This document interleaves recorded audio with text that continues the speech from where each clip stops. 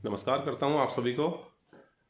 और एक छोटी सी बात लेकर के मैं आपके सामने आया हूं। एक मुद्दा आज की तारीख में आपके बीच में आने जा रहा है और उस पर चर्चा शुरू हुई है। चर्चा तो पिछले काफ़ी लंबे समय से चल रही थी। जनसंख्या नियंत्रण कानून, इस पर विश्व हिंदू परिषद के जो कार्यकारी अध्यक्ष हैं श्री आलोक कुमार, उन्होंने एक अपना बयान दिया है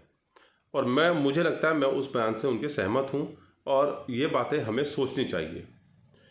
जनसंख्या नियंत्रण कानून से पहले सरकार को ये बताना चाहिए कि पहले हमारी जन्म दर क्या थी और वर्तमान में हमारी जन्म दर क्या है। जनसंख्या जब हमारी 91 में जब एक सर्वे होता है, जो जनसंख्या का सर्वे होता है देश की जनसंख्या का 20 साल बाद होता है, उसको जब 91 में क्या थी और 2011 में उसमें कितनी गिरावट आई, कितनी उसमें बढ़ोतरी हुई, ये सब आंकड़े आपको बताने चाहिए। उसके साथ साथ मैं जो विश्व हिंदू परिषद के अध्यक्ष हैं उनकी बात मैं कहना चाहता हूं, वो मुझे बिल्कुल यथार्थ लगती है और तथ्यों पर है, और वही चिंता हमने पहले भी उसमें मैंने कई बार फेसबुक पे डाली, अगर आपने पढ़ी होगी तो। उन्होंने कहा है कि एक बच्चे का कानून जो लाने की बात सरकार कर रही है उससे वो सहमत नहीं है, क्योंकि आने वाले समय में उससे सामाजिक स्थिति और पारिवारिक स्थिति में समस्याएं आएंगी। और समस्या आने का बिल्कुल सीधी सी बात है, माना मैं हूँ, मेरा एक बेटा है, कल को आने वाले समय में मेरी पत्नी, वह हम लोग बूढ़े हो जाएंगे, हमारे अगर माता पिता भी हैं तो वो भी बूढ़े हो जाएंगे, तो हमारे परिवार में 4 लोग ऐसे हो जाएंगे जिनकी सेवा का जिम्मेदारी मेरे बेटे की या बेटी जो भी होगा, एक ही बच्चा होगा, उसके ऊपर आएगी। उसको समस्याओं को कैसे वो हेल्पिंग हैंड ना होने के कारण उनसे कैसे वो उनकी सेवा कर पाएगा, कैसे अपने जो अपना परिवार है, जो उसकी पत्नी है और उसके साथ जो अपना भविष्य उसने जो प्लानिंग करनी है उसको कैसे बनाएगा। आज इन समस्याओं से चीन भी बड़ा परेशान है और अब वही वहाँ पर जो आज पॉलिसी बदली है, इसी कारण से उनको बदलना पड़ा कि उनको अब 2 बच्चों के कानून को दोबारा से लागू करना पड़ा।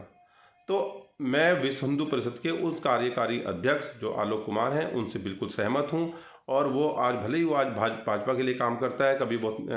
स्वतंत्र एक इकाई होती थी, लेकिन 1990 के बाद आरएसएस ने उसको अपने जकड़ में लिया और उनसे अपने मनमाफी काम कराया। लेकिन आज अगर वो अच्छी बात बोल रहे हैं तो बात सही है कि जनसंख्या पर नियंत्रण होना चाहिए,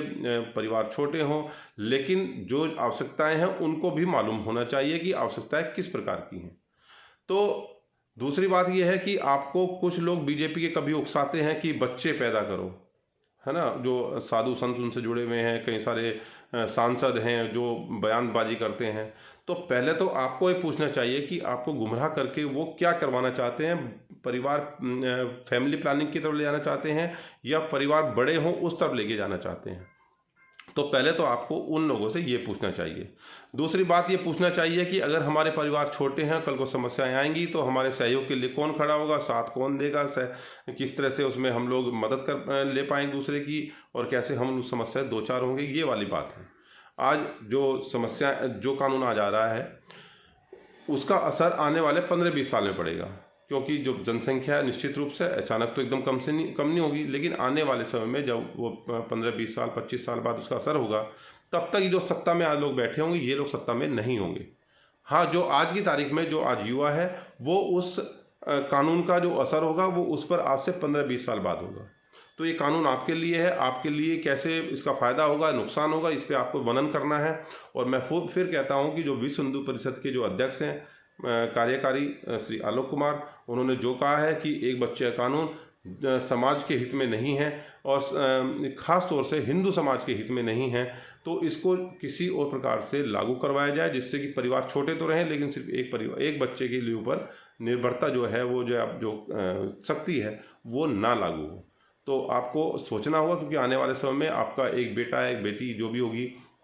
उसका मानसिक स्तर किस प्रकार से होगा, क्योंकि वो आपने अगर देखा होगा कई परिवारों में जब एक बच्चे होते हैं तो उनमें से बहुत सारे बच्चे ऐसे भी होते हैं जो अच्छे से माँ बाप अपने बच्चे का ध्यान नहीं रख पाते हैं, कई बार तो चिड़चिड़ापन और अकेलेपन के कारण वो अवसाद में चला जाता है। तो बहुत सारी समस्याएं हैं जिसमें सिर्फ सरकार आपको उद्वेलित करके वो सिर्फ वोट की राजनीति कर रही है, लेकिन आने वाले समय में आपके सामने क्या समस्याएं आएंगी उसको वो बिल्कुल भी ध्यान नहीं दिलवाना चाहती है आपको, और आप उस तरफ ध्यान दे भी नहीं रहे हैं, क्योंकि अभी आप एक दाढ़ी वाले बाबा के मुँह पास में इस प्रकार से बन चुके हैं जैसा कि आपको लगता है कि वो भगवान के अवतार हैं। मान जाइए, समझ जाइए, ना तो भगवा कपड़े वाले जो गद्दी पर बैठे हैं और ना ही दाढ़ी वाले जो अभी हैं वर्तमान में, दोनों उस स्थिति में नहीं होंगे जब आपके सामने ये समस्याएं आ रही होंगी। जय हिंद, जय भारत।